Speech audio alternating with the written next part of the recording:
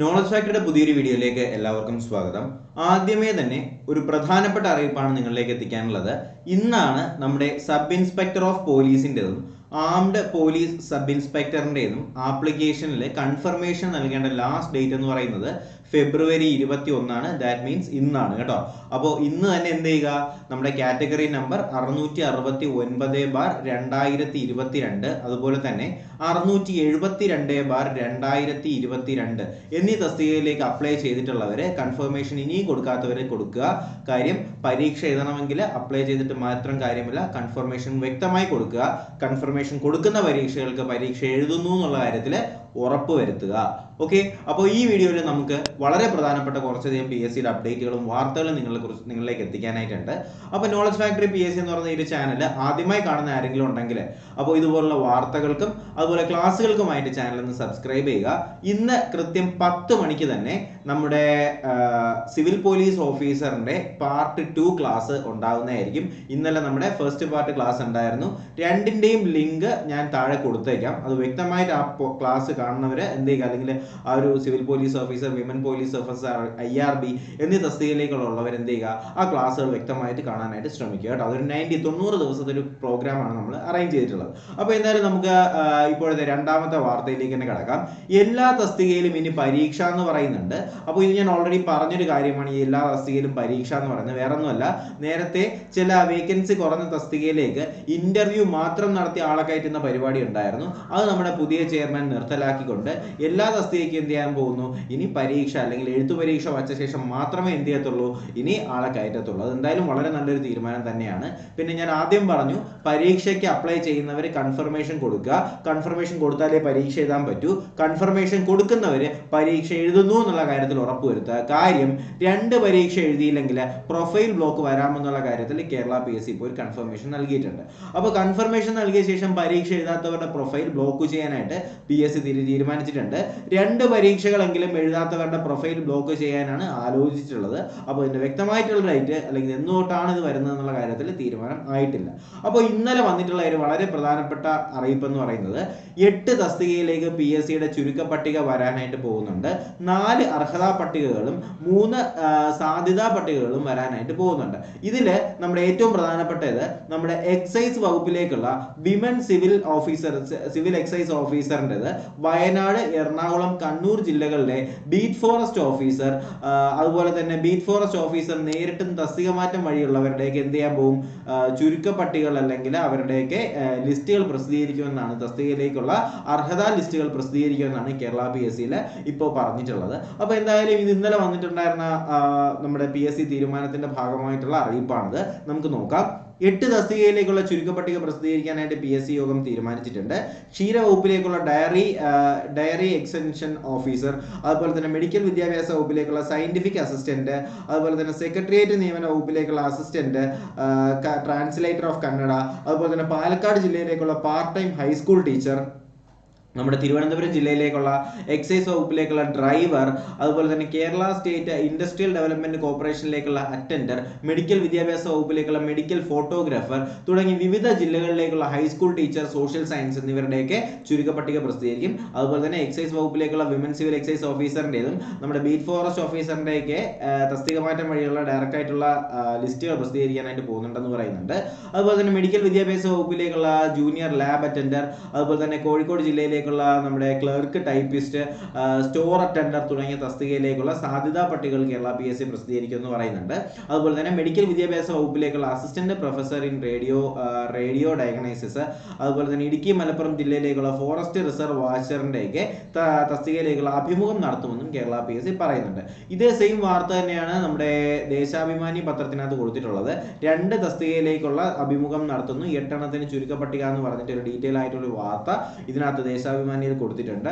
ഈ ഒരു വാർത്തയ്ക്കകത്തും same content തന്നെയാണ് പറയുന്നത്. നമ്മുടെ കഴിഞ്ഞ നേരത്തെ ഞാൻ പറഞ്ഞ സെയിം സാധനങ്ങളൊക്കെ തന്നെയാണ് ഇതിനകത്തും പറയുന്നത്.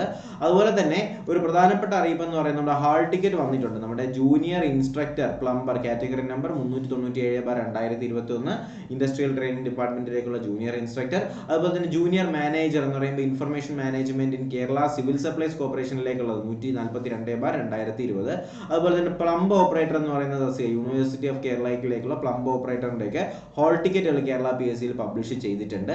അതുകൂടി ഇതൊക്കെ അപ്ലൈ ചെയ്തവർ എന്ത് ചെയ്യുക, ഒന്ന് ചെക്ക് ചെയ്ത് നോക്കുക, നിങ്ങളുടെ പ്രൊഫൈൽ ഒന്ന് ചെക്ക് ചെയ്ത് നോക്കുക, ഹോൾ ടിക്കറ്റ് വന്നു എന്നുള്ള കാര്യത്തിൽ ഒന്ന് ചെക്ക് ചെയ്ത് നോക്കുക. ഓക്കെ, അടുത്ത് നമുക്ക് ഏറ്റവും പ്രധാനപ്പെട്ട ഒന്നെന്ന് പറയുന്നത് നമ്മുടെ അധ്യാപക നിയമനത്തിലേക്കുള്ള തസ്തിക നിർണ്ണയിച്ചിട്ടുണ്ട്. ഇനി ധനവകുപ്പ് കനിയണമെന്നാണ് പറയുന്നത്. അപ്പോൾ 6005 തസ്തികകൾ വർദ്ധിച്ചിട്ടുണ്ടെന്നാണ് കേരള PSC പറയുന്നത്. അതുപോലെ തന്നെ 4634 നഷ്ടപ്പെട്ടിട്ടുണ്ടെന്ന് പറയുന്നുണ്ട്.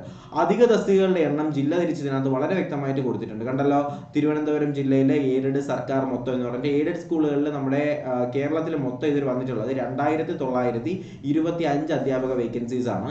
അതുപോലെ തന്നെ സർക്കാർ സ്കൂളുകളിലാണെങ്കിൽ അത് 3080 അധ്യാപക വേക്കൻസീസ് വന്നിട്ടുണ്ട്. മൊത്തത്തിൽ ഇതുവരെ വന്നിട്ടുള്ളത് 6005 അധ്യാപക വേക്കൻസീസ് ആണ് എയ്ഡഡ് സ്കൂളുകളിലും സർക്കാർ സ്കൂളുകളിലുമായിട്ട് ഇപ്പോൾ നിലവിൽ വന്നിട്ടുള്ളത്. കണ്ടല്ലോ, ഇതിൽ നമ്മുടെ സെക്ടർ തിരിച്ച് 2022-23 വർഷത്തെ അധിക തസ്തിക എന്ന് പറഞ്ഞിട്ട് ഇതിനകത്ത് കൊടുത്തിട്ടുണ്ട്. കണ്ടല്ലോ, ഇതിനകത്തെല്ലാം വളരെ ഡീറ്റെയിൽ ആയിട്ട് വരുന്നുണ്ട്. പക്ഷേ ഇനി ഇവരുടെയൊക്കെ ശമ്പളത്തിന്റെ കാര്യങ്ങളെല്ലാം വരുന്നത് ധനവകുപ്പിന്റെ കയ്യിലാണെന്ന് നമ്മുടെ ഈ ഒരു വാർത്തക്കകത്ത് പറയുന്നുണ്ട്. ഓക്കെ, അപ്പോൾ നമുക്ക് അടുത്തൊരു വാർത്ത എന്ന് പറയുന്നത് നമ്മുടെ കേട്ടറ്റിന്റെ പരീക്ഷ ഇനി വർഷത്തിൽ 2 തവണ മാത്രമാണ് വരുന്നത്. അതുപോലെ തന്നെ സ്പെഷ്യൽ സ്കൂളുകൾക്കായിട്ട് കാറ്റഗറി 5 എന്നൊക്കെ നമുക്കറിയാം, കാറ്റഗറി 1, 2, 3, 4 എന്നൊക്കെ പറഞ്ഞിട്ടുണ്ട് അല്ലേ. ഇനി കാറ്റഗറി 5 എന്ന് പറഞ്ഞൊരു സാധനം കൂടി വരും. അത് സ്പെഷ്യൽ സ്കൂളുകൾക്ക് വേണ്ടിയിട്ടാണ് എന്ത് ചെയ്യുന്നത്, ഈ കാറ്റഗറി 5 എന്ന് പറയുന്ന ഒരു തസ്തിക നമ്മുടെ കേട്ടറ്റിന്റെ വിഭാഗത്തിലേക്ക്, നമ്മുടെ അധ്യാപക തസ്തികയിലേക്ക് വരാനായിട്ട് പോകുന്നത്. അധ്യാപക യോഗ്യതാ പരീക്ഷയായ കേട്ടറ്റിന് മുതൽ വർഷത്തിൽ 2 തവണ മാത്രം നടത്താനാണ് പോകുന്നത്.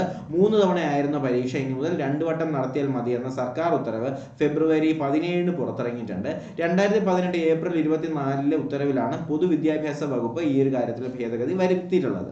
ശാരീരിക മാനസിക വെല്ലുവിളികൾ നേരിടുന്ന കുട്ടികൾക്കായിട്ടുള്ള സ്പെഷ്യൽ സ്കൂളുകളിലേക്കുള്ള അധ്യാപക നിയമന യോഗത്തിനായിട്ട് കേട്ടറ്റ് പരിഗണിക്കും. അതിനായിട്ട് കേട്ടറ്റ് 5 എന്ന് പറയുന്ന ഒരു പുതിയ കാറ്റഗറി കൂടി ഇതിനകത്ത് വരാനായിട്ടുള്ള സാധ്യത ഉണ്ട് കേട്ടോ.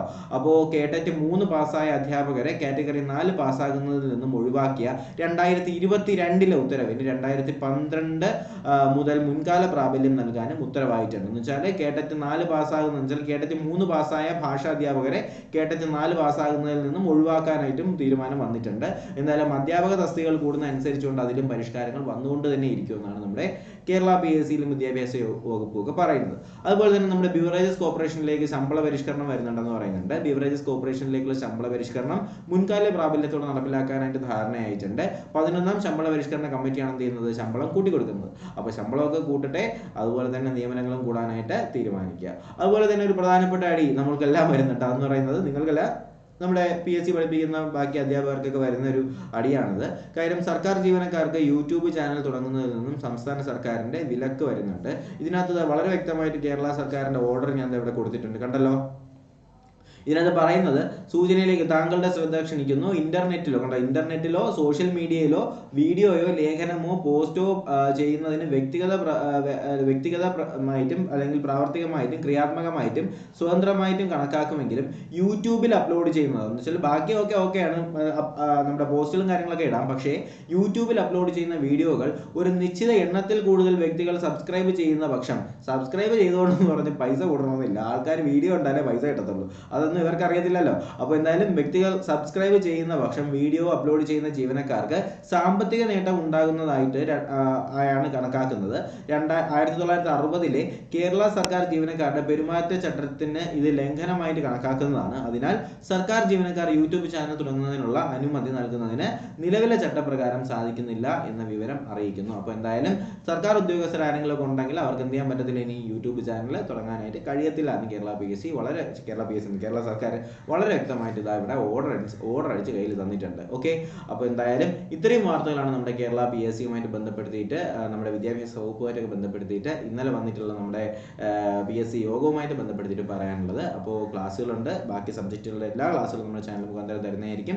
അപ്പോൾ അപ്ഡേഷൻസ് ലഭിക്കുന്നതിനായിട്ട് ചാനൽ സബ്സ്ക്രൈബ് ചെയ്യുക, നോട്ടുകളും കാര്യങ്ങളൊക്കെ ലഭിക്കുന്നതിന് നമ്മുടെ ടെലിഗ്രാം ചാനലിൽ കൂടി ജോയിൻ ചെയ്യുക. അതേപോലെ ഞാൻ ഡിസ്ക്രിപ്ഷൻ ബോക്സിൽ കൊടുത്തേക്കാം. അപ്പോൾ എന്തായാലും പുതിയൊരു ക്ലാസ്സും വീഡിയോ ഒക്കെ ആയിട്ട് ഉടനെ തന്നെ കാണാം. അതുവരെയ്ക്കും എല്ലാവർക്കും bye, good bye, take care.